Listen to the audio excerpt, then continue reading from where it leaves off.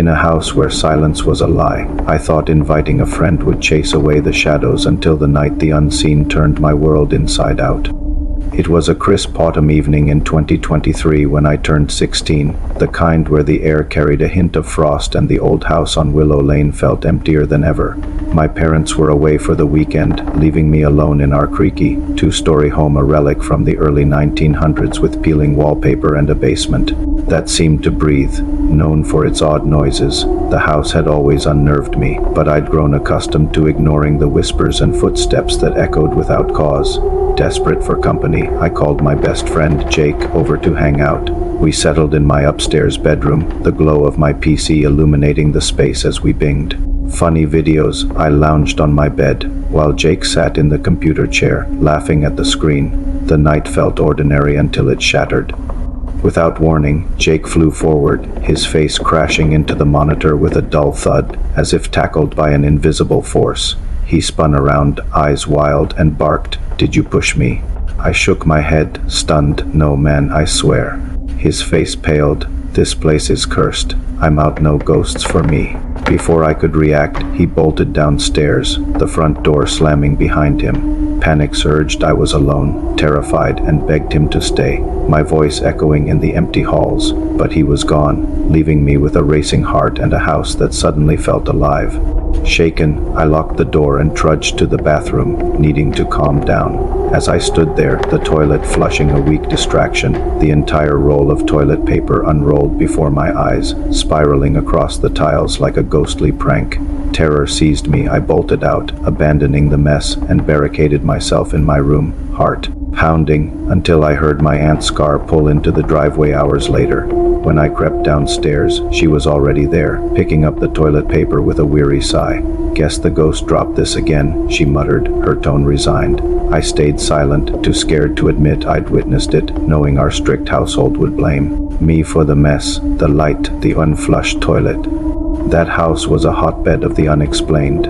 The basement stairs, leading to the kitchen, creaked nightly with footsteps, sometimes heavy, like a man's tread, sometimes light, like a child's patter.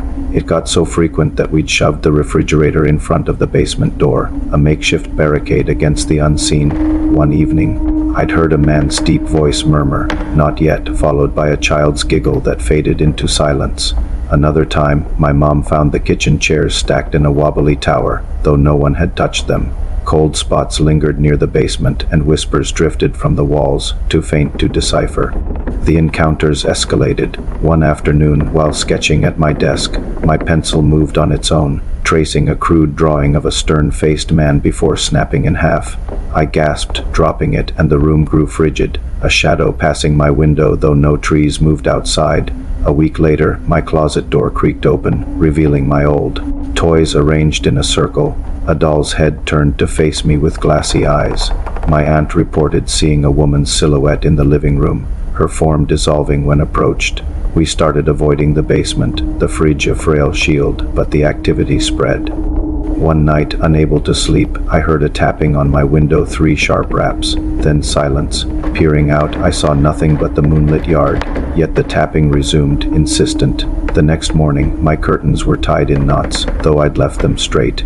Another time, while cooking with my mom, the radio switched stations to a static-filled children's song, the volume rising until she unplugged it, her hands shaking.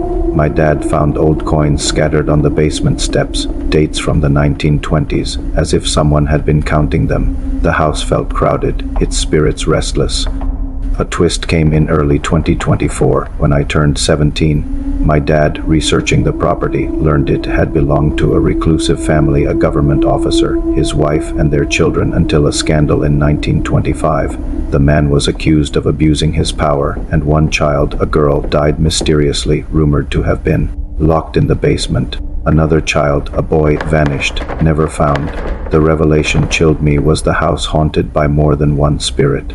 That night, I woke to a child's whisper, "Help us," from the hallway. The stairs light flickered on, and I saw 2 shadows, one small, one taller, ascending, then vanishing. My dad installed cameras, but they captured only static at AM, the time of the incidents.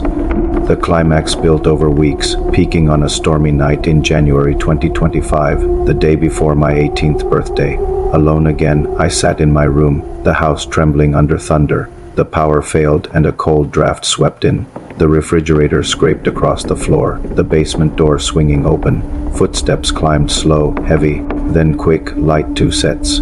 I grabbed a flashlight, descending to investigate. At the basement door, a man's shadow loomed, his voice growling, "You shouldn't be here." A child's laugh followed, and a small hand brushed my leg. I stumbled back, the flashlight dying as a woman's wail echoed. Shadows swirled 3 figures, a stern man, a girl, a boy trapped in a loop of rage and sorrow. Terrified, I shouted, "Leave me alone." The house shook, a gust slamming the door shut. The figures faded, but a locket fell at my feet, engraved with 1925. My aunt arrived, finding me pale. The cameras, reviewed later, showed the locket appearing mid-air. The twist: the wife, not the children, had been the vengeful spirit, protecting them from his ghost. The house calmed, but I keep the locket, a reminder of the unseen family I freed and the mystery that still lingers.